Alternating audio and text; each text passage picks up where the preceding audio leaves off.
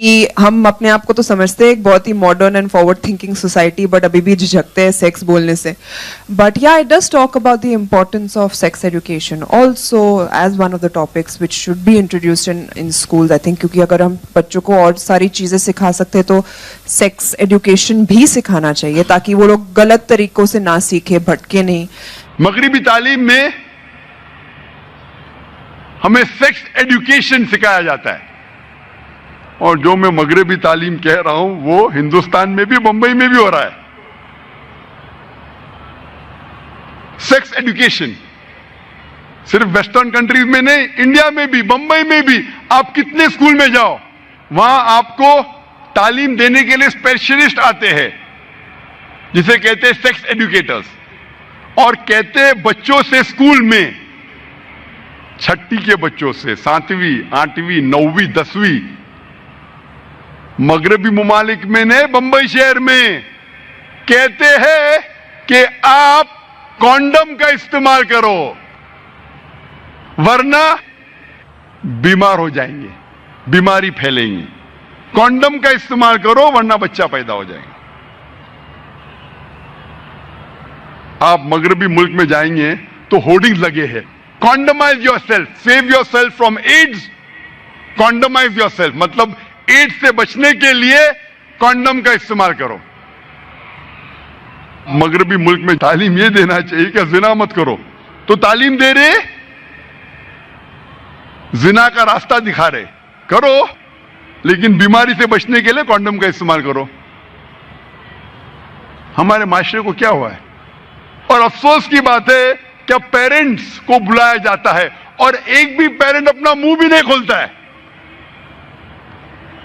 ایک بھی پیرنٹ، وہ پیرنٹ کو بھی تعلیم دی جاتی ہے کہ اپنے بچوں سے کہو کہ کانڈم کا استعمال کرو.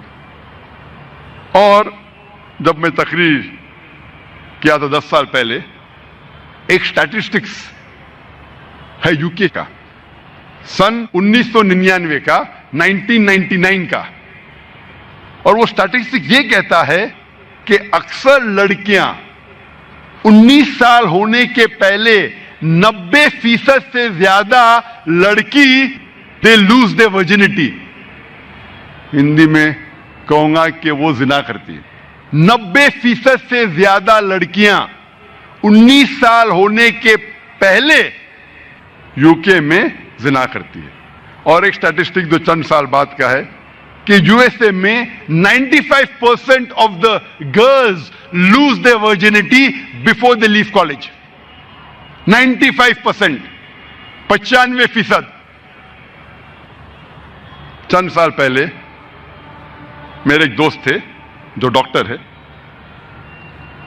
بمبئی شہر میں ایک کانفرنس اٹینڈ کر رہے تھے آن ایڈز، اور اس کانفرنس میں کہا گیا تھا کہ بمبئی شہر میں 70% سے زیادہ، more than 70% لڑکیاں اسکول سے فارغ ہونے سے پہلے زنا کرتی ہے.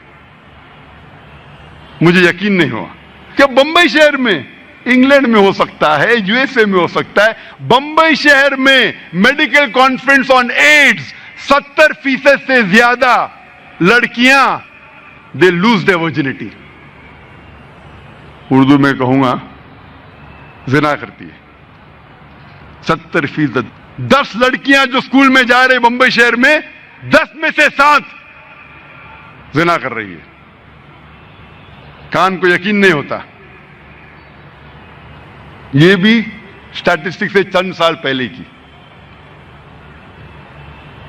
ہم کیا سکھا رہے ہیں ہمارے بچوں کو؟ اسی لیے جب ایک سروے کیا گیا تھا یو کے میں، انگلینڈ میں،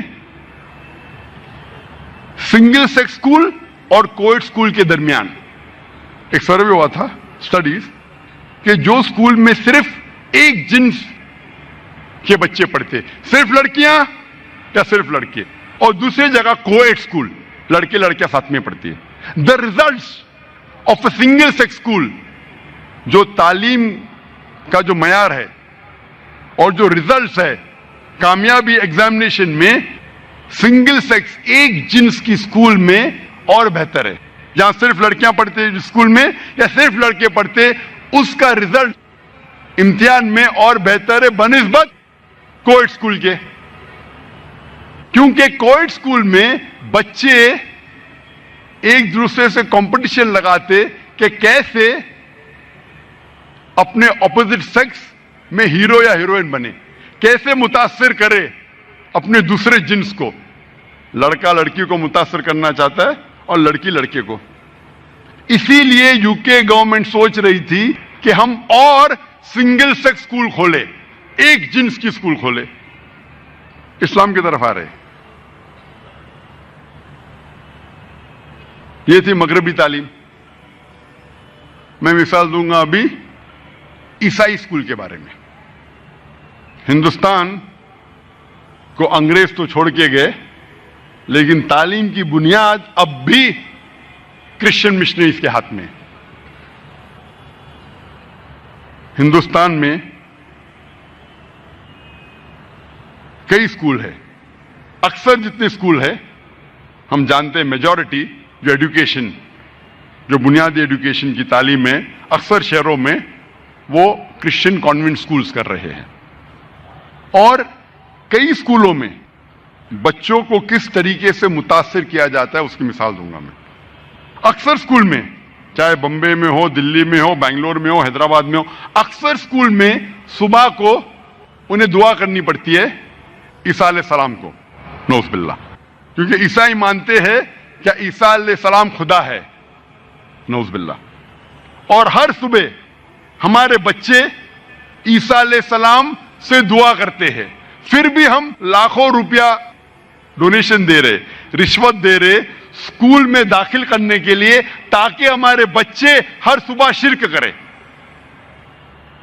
وہ تو کیا دیکھا جائے گا، میں بچے کو گھر پہ سکھاؤں گا. افسوس کی بات ہے کہ بمبئی تو چھوڑیے، ہمارے علاقے میں جہاں میرا ادارہ ہے اسلامک ریسرچ فاؤنڈیشن، اس محلے کا نام ہے ڈونگری. میں اسکول کا نام نہیں لوں گا. ڈونگری میں ایک مسلمان کی اسکول ہے جہاں بچے 95% سے زیادہ، 95% سے زیادہ مسلم پڑھتے ہیں، مینجمنٹ مسلم. لیکن اس اسکول کے کیلنڈر میں جو پریئرز پڑھیں گے، آ لارڈ گیو اس آور ڈے آ ڈیلی بریڈ، بائبل کے کوٹیشن ہے. عیسیٰ علیہ السلام سے نعوذ باللہ کہہ رہے ہیں کہ وہ ہمارا رب ہے اور اس سے دعا کر رہے ہیں. آپ سوچ سکتے، مسلم مینج اسکول، 95% مسلمان پڑھ رہے ہیں، مینجمنٹ مسلم، اور بچے ہر روز بائبل کے ورسز پڑھتے صبح کو. جب پتا چلا تو ہم نے مینجمنٹ سے کانٹیکٹ کیا. الحمدللہ خوشی کی بات ہے کہ ان نے اس دعا کو بدل دی. لیکن کتنے سالوں سے پڑھا رہے تھے میں یہ نہیں جانتا ہوں. کچھ اسکول میں آپ دیکھیں گے کہ ننھے بچوں کو کس طریقے سے ان کے ذہن کو بھڑکایا جاتا ہے. مثال کے طور پہ کچھ اسکول ہے جو ہر صبح میں بچوں سے دعا کرواتے ہیں، یا اللہ ہم کو چاکلیٹ دے. کوئی چاکلیٹ نہیں ملتی. ہے رام مجھے چاکلیٹ دے. کوئی چاکلیٹ نہیں. او جیزس مجھے چاکلیٹ دے.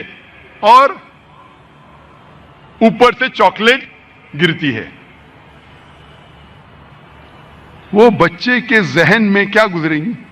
وہ سوچیں گا کہ میں اللہ سے فرمان کرتا ہوں، اللہ سے دعا کرتا ہوں، کوئی جواب نہیں. رام سے دعا کرتا ہوں، کوئی جواب نہیں. عیسیٰ علیہ السلام سے دعا کرتا ہوں، فوراً چاکلیٹ ملتی ہے مجھے. پھر چاکلیٹ کے ریپر پہ لکھا ہوتا ہے یا اللہ. بچہ چاکلیٹ کو کھول کے کھاتا ہے، چاکلیٹ کڑوی ہوتی ہے. چاکلیٹ کے ریپر پہ لکھا ہوتا ہے ہے رام. چاکلیٹ کھولتے کھاتی ہے، چاکلیٹ کڑوی ہوتی ہے. چاکلیٹ کے ریپر پہ لکھا ہوتا ہے او جیزس. بچہ چاکلیٹ کھاتا ہے، چاکلیٹ میٹھی ہوتی ہے. ایک لفظ کہے بنا اس بچے کے ذہن پہ फौरन उस नन्हे से बच्चे के जहन पे ये समझ में आता है कि ईसा अलैहिस्सलाम हमारा कहना मानते और हमें अच्छी चीजें देते हैं। ऐसी कई मिसाल है। मैं और एक मिसाल दूंगा। स्कूल में बच्चे पिकनिक के लिए जाते, कुछ स्कूल में साल में एक बार, कुछ स्कूल में साल में 2 बार। जब पिकनिक पे जाते तो बस खराब हो जाती है, तो टीचर कहती है अभी दुआ करो कि बस अच्छी हो जाए। बोलो बच्चों या अल्लाह, बस शुरू हो जाए। तो या अल्लाह बोलते, इग्निशन देता है ड्राइवर, बस नहीं शुरू होती। हे राम, बस को ठीक कर दे, इग्निशन देता है ड्राइवर, बस सीधी नहीं होती।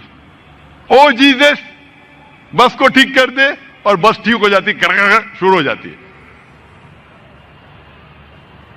उस बच्चे के जहन पे, नन्हे से बच्चे के जहन में ये मालूम हो जाता है कि मेरा मददगार सिर्फ ईसा अलैहिस्सलाम है, नऊज़ुबिल्लाह, और वो ही हमारा ईश्वर है। व आखिर दावाना अल्हम्दुलिल्लाहि रब्बिल आलमीन।